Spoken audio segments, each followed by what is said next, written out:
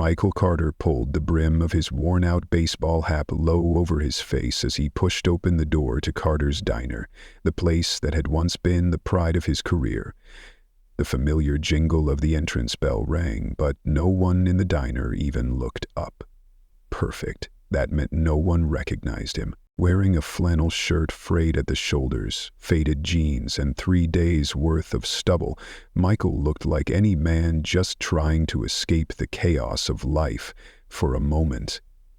Few would guess he was the founder of this very place, a small diner that had once been on the brink of bankruptcy, now grown into a 4-location restaurant chain across the city. But lately something didn't sit right with Michael. Online reviews were still good, customers still poured in, yet employee turnover had spiked. Profits at the flagship location, the heart of his business, had mysteriously dropped. No one had a clear answer.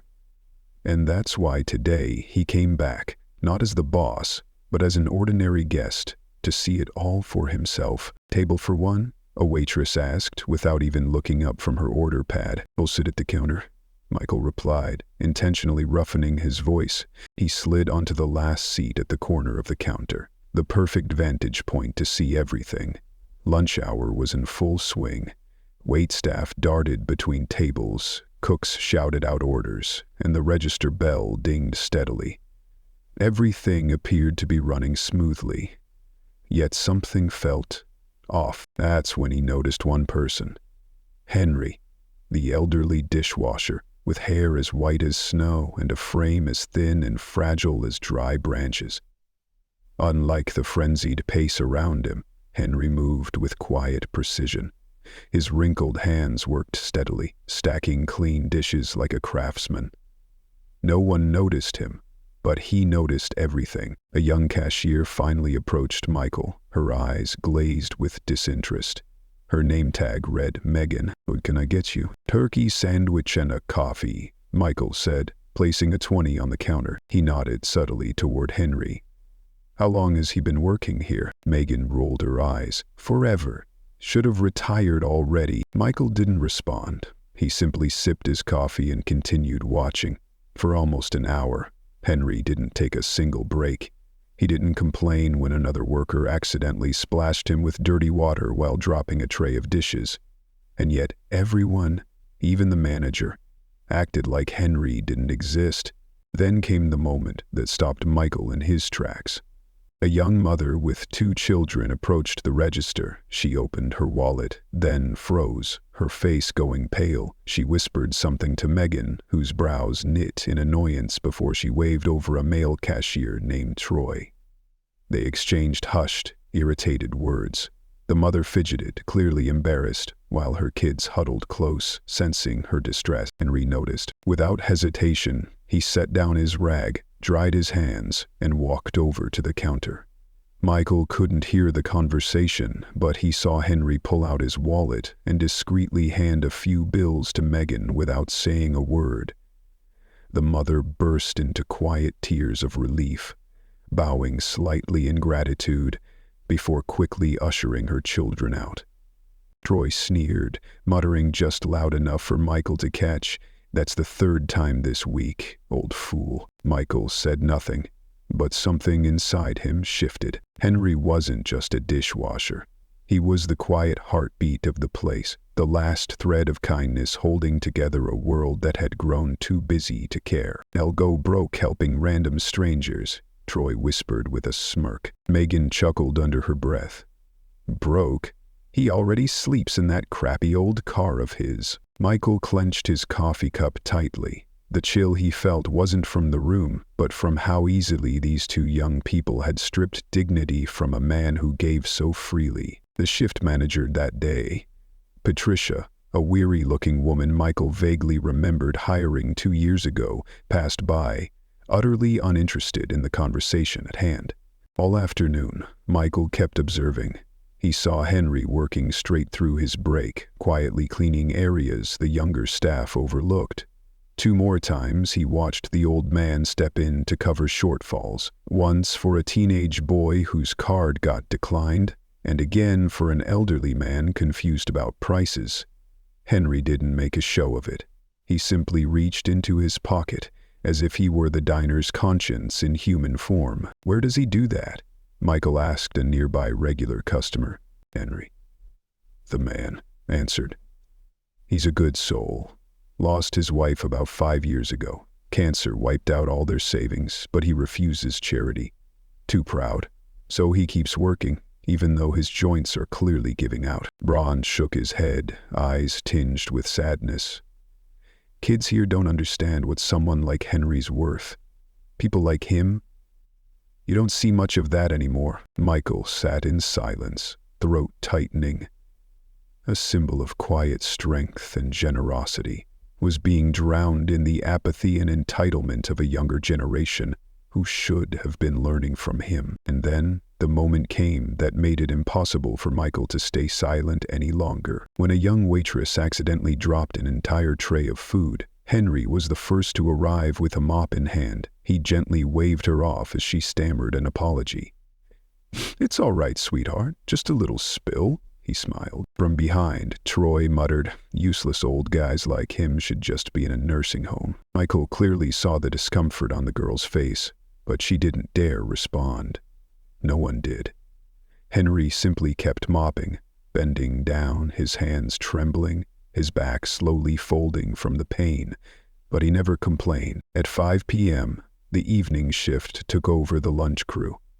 Henry should have been home long ago, but Michael noticed he kept working, this time cleaning grease from the deep fryer, a disgusting and physically demanding task usually assigned to the night crew. "Henry, go home," Patricia called out. "The night shift's got it covered." "Just a bit more," he replied. "Jake called in sick again. I don't mind finishing it." That response wasn't just about dedication. It was the mark of a man who chose to carry burdens for others, and it hit Michael straight in the heart. As he lifted his third cup of coffee for the day, Michael's eyes drifted toward the corner of the counter. Troy and Megan were whispering again, occasionally glancing over at Henry with secretive, sly expressions. Moments later, Megan pretended to count the cash drawer and suddenly called out, "We're short on cash again." Troy jumped in instantly, playing the role of the concerned ally. "Seriously, that's the third time this week," he said loudly. Patricia, who had been gathering her things to leave, spun around. "How much is missing?" $42, Megan replied, her voice raised to draw attention. "Same thing happened Tuesday, and we were short 35 on Thursday too." Michael saw Henry freeze for a moment. A flicker of confusion crossed the old man's face. Michael knew he had just witnessed a carefully staged act by two vindictive young employees. The man who had spent the entire day quietly helping others was now being painted as a thief. And not just in Michael's eyes, but in the eyes of two people carefully orchestrating a trap. Michael Carter had come to the diner that day to check on his business. But what he found was a painful truth about the human heart. The next day he returned. Same old baseball cap, same anonymous facade. Henry was still working, slower than the day before, and occasionally rubbing his aching left wrist. Megan and Troy were still whispering, their eyes occasionally sweeping toward Henry. Michael took a seat at the counter near the register, pretending to read the newspaper. But his attention was locked on the two of them. "Enough man's been here 7 years, Troy said with a sneer. 7 years washing dishes. That's just sad," Megan scoffed. "What's really sad is how he blows his retirement money helping broke customers. Like he's some kind of hero." Troy laughed. "He probably lives on canned food, saving every cent. Sleeping in a car too?" "No," Megan chimed in. "More like a cardboard box behind the grocery store." Michael felt his blood begin to boil. This was the toxic culture quietly festering inside the place he had once believed was a symbol of kindness and community. And then the worst part came. Patricia starting to notice the missing cash. Megan said in a low voice. "Perfect," Troy replied with a sinister smile. "If we make the numbers look worse and get Patricia to catch him near the register, she'll assume he's the thief." Megan finished the plan. Michael felt like someone had punched him in the chest. "Henry, The one person everyone should be grateful for was about to be pushed off a cliff by his own co-workers. And this time, Michael knew silence was no longer an option. A cold weight settled on Michael's chest, heavy and suffocating. They weren't just mocking a devoted old man. They were plotting to frame him. Michael wanted to shout, to call them out right then and there, but instead, he quietly turned a page of his newspaper, eyes downcast, ears wide open. "I've got a cousin who needs a job," Troy said, voice slick with calculation. "Young guy, twice as fast as Grandpa over there. As soon as Henry gets fired, I'll bring him in. We'll split the referral bonus." He smirked. Megan, no less malicious, added, "I'm so sick of watching him shuffle around like some charity case. It's pathetic. Every time a customer says, 'Oh, Henry, you're so kind,' I want to puke." Troy nodded. "Tomorrow, Patricia's doing inventory. She'll be laser-focused on the numbers. We just need to mess things up enough so Henry's the only one who makes sense as the culprit." Their fist bump sealed the deal, like a final stamp on an unjust sentence. They walked off as a family entered the diner, leaving Michael frozen in place, coffee long gone cold. All afternoon, Michael kept his eyes on Henry. The old man's posture was hunched, his movements slower than before, but every task he did carried weight and purpose. When a young waitress dropped several plates, Henry jumped in first, shielding her from the manager's glare. When the coffee machine backed up, Henry stayed late to fix it, again. And just like the day before, when a teenager's card was declined, Henry quietly slipped a few dollars to Megan, thinking no one saw. "Why do you keep doing that?" Troy asked afterward, his tone mocking. Henry just shrugged, voice soft but resolute. "His mom lost her job. Kid's too proud to ask for help, but I know he's hungry. Sometimes a hot meal makes all the difference." Troy rolled his eyes and turned away, mimicking Henry's voice to Megan with an exaggerated pout. When the diner finally closed, Michael paid and left, but he didn't go home. Instead, he parked across the street and waited. Nearly an hour later, Henry emerged, climbing into an ancient Buick that looked like it might fall apart at any moment. Michael followed at a distance, headlights off, but Henry didn't drive home. Instead, he veered down a dusty service road behind a row of commercial buildings. Through a cluster of overgrown trees, Michael watched as the Buick stopped near a rundown trailer. Something straight out of the 1970s. Henry climbed the shaky wooden steps, using his shoulder to force the door open. A single light bulb flickered on inside, revealing a space so small and worn that Michael could hardly believe someone lived there. Sitting in the darkness of his car, guilt washed over him like a wave. How had he not known? How had he allowed this to happen under his watch? The next morning, Michael started asking questions discreetly. Posing as a regular, he approached an elderly couple at the counter. "The dishwasher, Henry, what's his story?" he asked. The woman gently rested her hand on the table, her eyes sunken with sorrow. "He lost his wife 5 years ago. Cancer. They had to sell everything to cover the medical bills. He still sends money to the hospital every month." "Does he have any family?" Michael asked, pressing gently. "A daughter in Seattle," she replied. "She's begged him to move in with her, but he refuses. Doesn't want to be a burden. He's a very proud man." Driving back, Michael could barely feel the steering wheel. All night, the image of Henry's hunched figure climbing those rickety trailer steps played on repeat in his mind. Henry's life was a testament to selfless devotion, while people like Troy and Megan only cared about bonuses. By morning, Michael had made dozens of phone calls.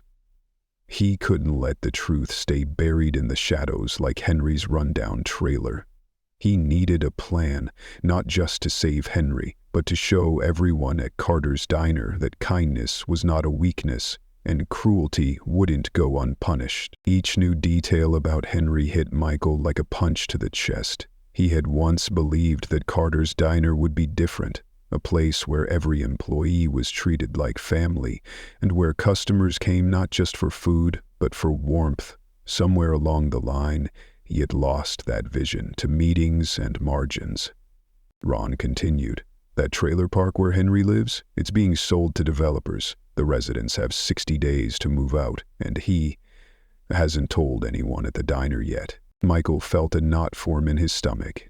So, where will he go? Braun just shook his head. No idea. Rent's sky high now. His daughter calls more often, begging him to come live with her. But he won't. Will not? Michael asked, heart heavy. Because of the people at the diner, Ron said slowly, gazing out the cafe window. They're his family now. And the people he helps, he says it gives him purpose. Even when he has so little, he still wants to give. Leaving the cafe, Michael returned to Carter's diner, which was now bustling with the morning rush. He slid into the same seat he'd used the past 2 days, eyes fixed on the register and the dishwashing station. Henry was still there, quiet and resilient. Every movement showed care and respect for his job. Anytime help was needed clearing tables, he emerged from the kitchen without hesitation, despite his back curving further with age. Meanwhile, Megan and Troy had begun executing their plan. Michael watched as Troy deliberately shortchanged customers, slipping small bills into his pocket. Megan, accidentally, voided legitimate transactions, causing gaps in the ledger.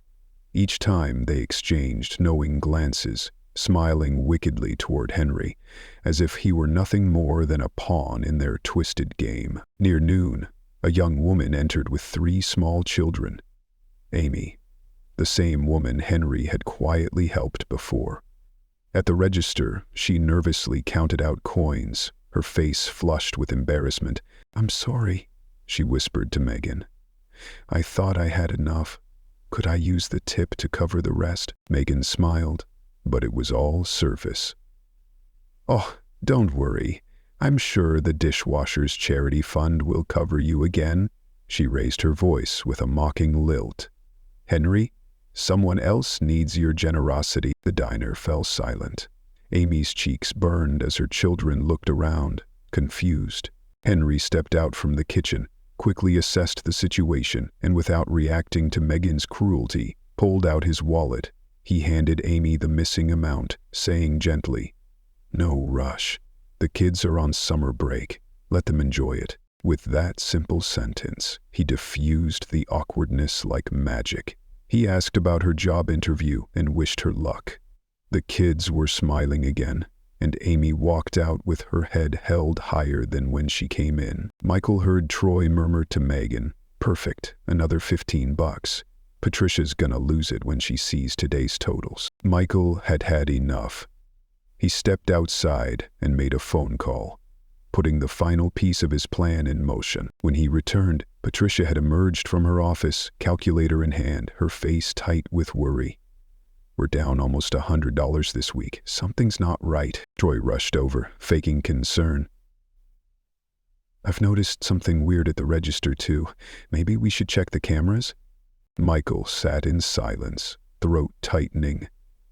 A symbol of quiet strength and generosity was being drowned in the apathy and entitlement of a younger generation who should have been learning from him. And then the moment came that made it impossible for Michael to stay silent any longer. When a young waitress accidentally dropped an entire tray of food, Henry was the first to arrive with a mop in hand. He gently waved her off as she stammered an apology.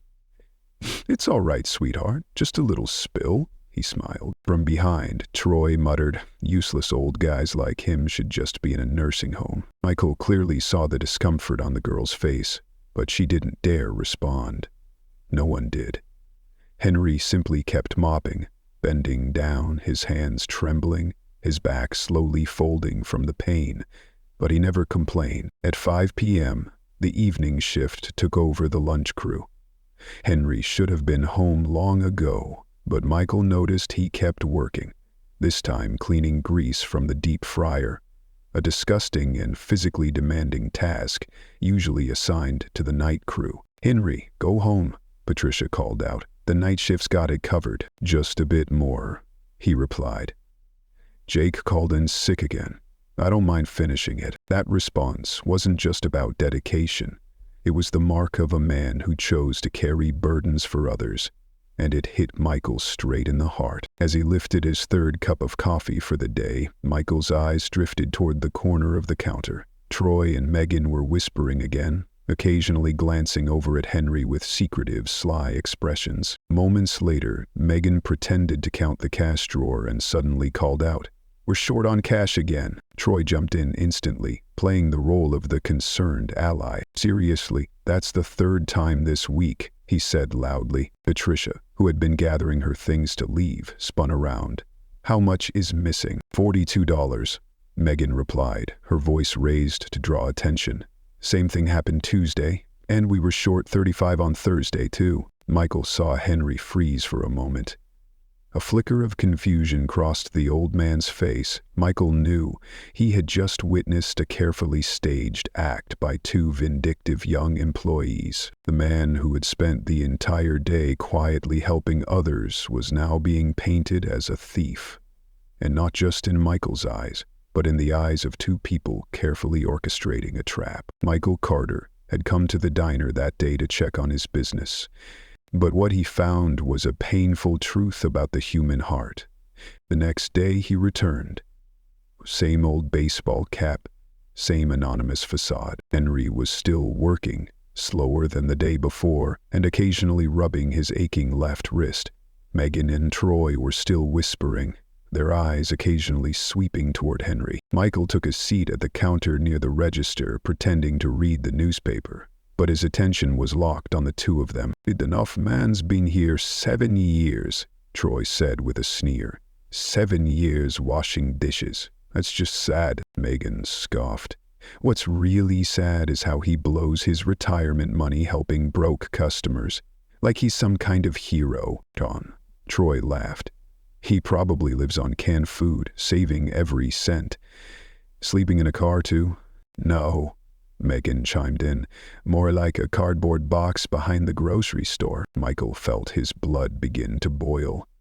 This was the toxic culture quietly festering inside the place he had once believed was a symbol of kindness and community. And then the worst part came. Patricia starting to notice the missing cash. Megan said in a low voice. "Perfect," Troy replied with a sinister smile. "If we make the numbers look worse and get Patricia to catch him near the register, she'll assume he's the thief." Megan finished the plan. Michael felt like someone had punched him in the chest. Henry, the one person everyone should be grateful for, was about to be pushed off a cliff by his own co-workers. And this time, Michael knew silence was no longer an option. "Cameras are still broken," Patricia sighed. "Owner hasn't approved the budget yet." Michael mentally took it. "And he was that owner?" Megan chimed in, glancing toward the dish room. "Yesterday I saw someone hanging around the register during break. Someone who's not supposed to handle money." She didn't need to say the name. Everyone knew who she meant. Patricia frowned. "You're saying Henry? That doesn't sound like him at all." Troy shook his head with feigned sympathy. "People get desperate, especially someone his age. No retirement plan." Through the small kitchen window, Michael saw Henry still at work, scrubbing dishes. His hands were raw and red from hot water and chemicals, yet every motion was precise, a man taking pride in his work. In that moment, Michael knew tomorrow wouldn't just be about exposing two liars. It would be the beginning of a new chapter for Carter's Diner, one where people like Henry would never again be left to survive in broken trailers or be shamed for their generosity. The next morning, Michael arrived early. This was day 3 of his undercover observation, but today would be different. He had spent all night preparing, and now every piece of his plan was in place. He returned to his usual booth, with a clear view of both the cash register and the dish room. At exactly 10:15 a.m., the bell above the door rang. A woman in her early 30s stepped in, holding the hand of a 5-year-old girl.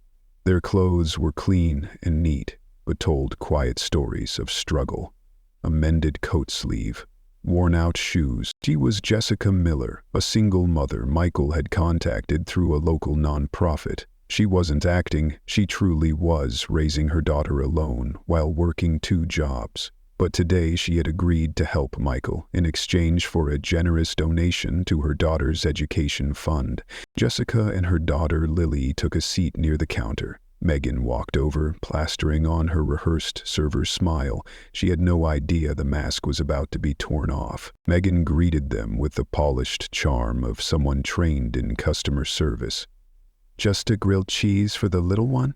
And a cup of soup for you?" she asked. 20 minutes later, Jessica approached the register. She opened her wallet and suddenly froze. Her face paled with genuine panic. "I'm so sorry," she said quietly, avoiding eye contact. "I thought I had enough cash. My card got locked yesterday due to a banking issue. I'm short $15. Megan's smile turned to stone. "We can't just hand out free meals, ma'am. Next time, maybe check your wallet before ordering." Jessica swallowed hard, fighting tears, while her daughter looked up, still too young to understand the weight of what was happening. "Why?" "I could wash dishes to make up for it. I really have nowhere else to go. We already have staff for that," Megan replied, her voice laced with disdain. From behind the small kitchen window, Henry had seen everything. Quietly, he wiped his hands, left his work behind, and walked up to the counter. "I'll take care of it," he said softly, reaching for his wallet from his back pocket. "That's not necessary, Mr. Henry," Jessica said, her voice choked with emotion. Henry gave her a warm smile, the kind so gentle it seemed to change the very air around them. "We all need help sometimes. When things get better, just pay it forward." As he handed the money to Megan, Michael, seated in the far corner, noticed the satisfied smirk on Troy's face from the other register. The trap was tightening, just as Michael had predicted. The 2 schemers were nearing the final act of their plan.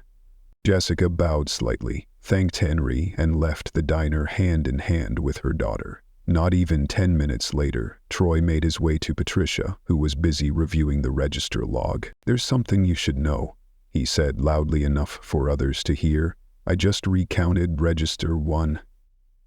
It's short, $20. Patricia furrowed her brow. "That's impossible. I balanced it less than an hour ago." Megan joined in, her face showing fake concern. "I noticed something weird too. When that woman couldn't pay, Henry came up to the register right after.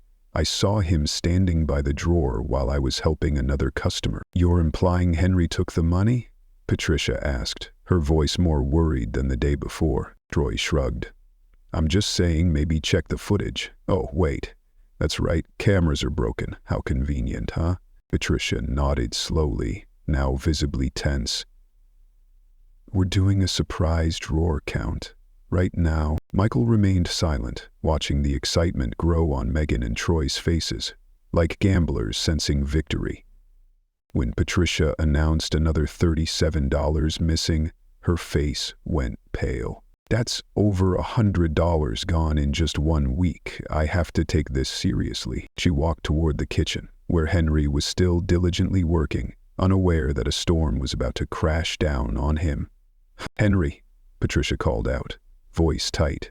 "I need a word with you." Henry looked up, surprise and confusion crossing his face as he saw 3 people waiting for him, all with serious expressions. "Is something wrong? Did I do something?" Patricia took a deep breath.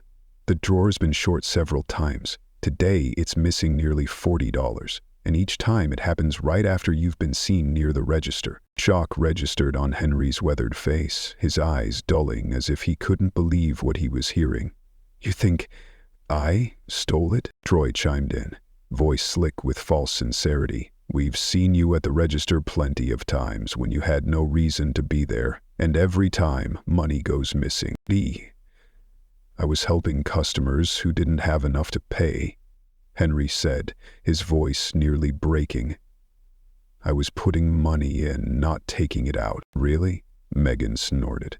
"On a dishwasher's salary? Where would you even get extra cash?" Henry's rough hands trembled slightly. But he didn't defend himself further, not because he couldn't, but because he wouldn't humiliate anyone, not even those harming him. "I've never stolen a thing, not from anyone. This diner has been my lifeline for years." Patricia looked genuinely heartbroken. "I believe you. But the numbers don't lie, and with 2 witnesses, I have to ask you to step down." A funeral-like silence fell over the diner. Everyone had stopped what they were doing. Several customers stared in disbelief. Troy stepped forward. "I'll escort him to get his things." "That won't be necessary," came a firm voice from behind. Michael stood up, removing his cap. The weight of authority returned to his stance. The entire diner fell dead silent. Heads turned in unison as the owner of Carter's Diner made his way forward. "Looks like we have a serious situation here," Michael said, voice deep and resonant. Patricia's face flushed. "Mr. Carter, I didn't know you'd be inspecting today." "This isn't an inspection," Michael interrupted. "I've been coming in all week, in disguise, watching everything." Troy forced an uneasy laugh. "We're just following protocol for theft suspicions, as we reported to Patricia." "Enough," Michael said, his tone quiet but firm enough to crush all sound. Henry stood frozen, still not comprehending what was unfolding, his tired eyes shifting between faces. Michael turned to address the room. "I'm Michael Carter, founder of this restaurant chain. I had a simple dream when I started. Build a place where people are treated with respect, both customers and staff. Somewhere along the way, that dream was lost." From his jacket pocket, Michael retrieved a small device. "Patricia mentioned the cameras were broken, but I approved new ones 2 days ago, hidden ones with audio." Every eye in the room locked on him. Michael connected the device to the large TV mounted in the corner. The screen came to life. There was Troy, clearly pocketing cash after falsely inflating a customer's total. Then Megan, voiding legitimate transactions after customers left, and their conversation, captured clearly. "If we blame Henry, they'll fire him. I'll bring my cousin in and we'll split the bonus." Gasps rippled through the diner. Several regulars stood, their faces twisted with outrage. Michael continued the footage. Henry quietly slipping money into the register after helping struggling customers, staying late to clean, shielding others from reprimand, taking blame for others' mistakes. Every frame revealed the truth. He paused the video on the image of Megan and Troy smirking after manufacturing the shortage that morning. "Today's evidence was fabricated," Michael said, voice tight with restrained fury. "The only theft happening in this diner was committed by the ones pointing fingers." When the footage ended, the truth lay bare, like a wound ripped open, no longer hidden. Troy turned pale, stammering, "Mr. Carter, this must be some kind of misunderstanding." "A misunderstanding?" Michael echoed, his tone cold steel. "Is that what you call framing a devoted man? Stealing from the register? Mocking someone who's endured more pain than you'll ever understand, but still shows more compassion than you ever have?" Megan began to cry, mascara streaking down her cheeks. We didn't mean." "You didn't mean to get caught," Michael cut in, sharp and unforgiving. "That's the only thing you regret." He turned to Patricia. "Did you know Henry lives in a dilapidated trailer behind this diner? That he skips meals to help customers who can't pay? That he works through arthritis so painful he can barely grip a dish because he refuses to be a burden?" Patricia stood stunned, eyes welling with tears. I had no idea." "No one did," Michael said softly. "Because I, the one who built this, allowed us to forget the most important thing." He turned back to face the staff and customers, his voice steady and full of emotion. "Henry Lawson embodies everything Carter's Diner once promised to uphold: kindness, dignity, and selfless service. And instead of being honored, he was humiliated by people who only care about themselves." Troy tried to sneak out the door, but 2 large regulars stepped in and blocked his path. "Not yet," Michael said coldly. "The police will want to speak with both of you." Megan collapsed into a chair, sobbing. Troy shouted in anger, "You can't do this. We have rights." "Yes," Michael replied calmly. "You have the right to remain silent, and I strongly suggest you exercise it." Right then, 2 police officers entered the diner. Michael had called them earlier that morning, showing them the footage before the restaurant opened. As Troy and Megan were escorted out, their names and actions were revealed to everyone present. There was nowhere left to hide. Michael turned back to Henry, the man still standing silently, calm and steady like an old tree weathering a storm. "Henry," Michael said gently, "I owe you an apology, not just for today, but for creating a system that allowed this to happen to you. I hope you'll let me make it right." Henry looked up, his eyes filled with forgiveness, so profound it caught in the throat. "You don't need to apologize, Mr. Carter. You didn't know. That's enough." "No," Michael said firmly. "It's not enough anymore. Now everyone will know. Everyone will know exactly who Henry Lawson is." The diner erupted into applause. Regulars stood, clapping loudly. The faces Henry had quietly helped over the years were now offering him the gratitude he had never asked for, but deeply deserved. The next morning, Carter's diner opened as usual, but the atmosphere had completely transformed. Word of the reckoning had spread across town. The diner was packed, not just with curious customers, but with people who wanted to show support for Henry. Michael arrived early. Gone was the tailored suit. He wore a simple button-down shirt. Today he wasn't hiding behind titles. He was just a man standing beside his team, exactly as he'd envisioned when he first opened this place. Henry arrived right on time, as always. But this time, the way people looked at him had changed. No longer was he the hunched old man scrubbing dishes. Now, he was a living symbol of kindness, someone to be respected. "Henry," Michael called, waving from the office doorway. "Can I speak with you a moment?" The entire diner went quiet.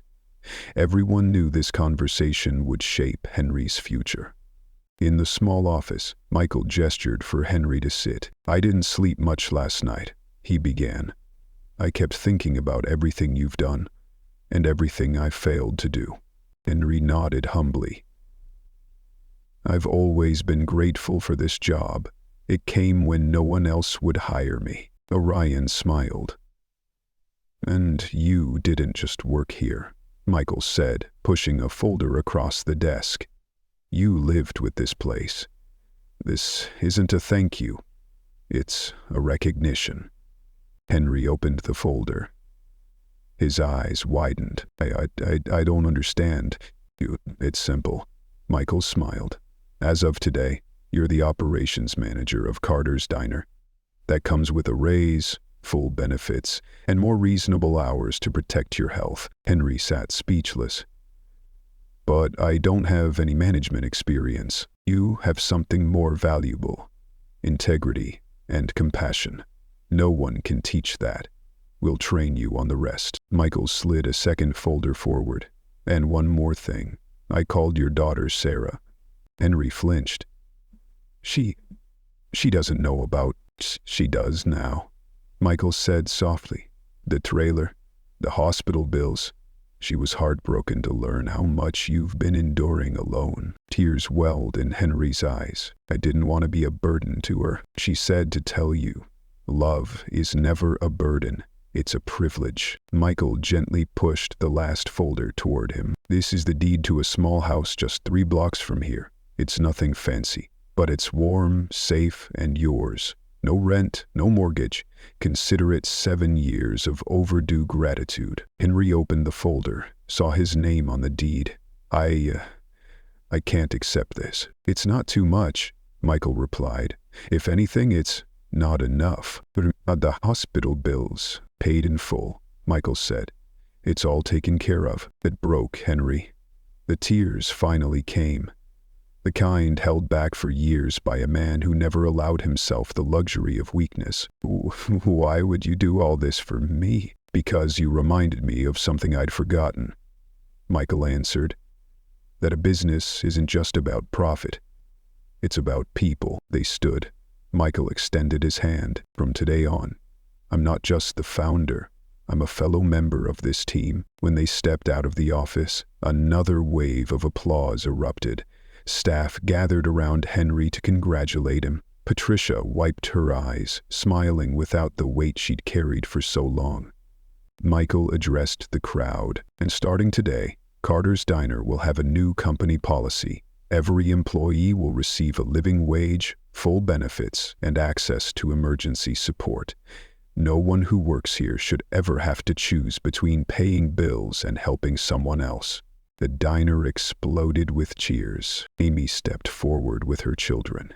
We all chipped in a little something for Mr. Henry. Michael raised a hand. Henry's expenses have been covered, but I have a better idea. Let's use those funds to start the Henry Lawson Community Fund to help others facing medical or financial hardship. The faces around Henry lit up. The children he had once given extra cookies, the mother he'd paid a meal for, the waitress he'd shielded from a manager's scolding, they were all there, and now it was their turn to give back. In the weeks that followed, Henry moved into his new home and embraced his new role. He no longer worked out of necessity, but out of choice. Carter's Diner was more than a job. It was his community, his fire, his family. A fire he had kept alive through quiet, consistent kindness. Michael kept his promise. He visited every location, sharing the culture Henry had lived, not just talked about. The story of Troy and Megan became a case study in the industry, proof that kindness built longer-lasting value than any short-sighted scheme. Because in the end, a person's true worth isn't measured by what they take, but by what they give when they think no one is watching.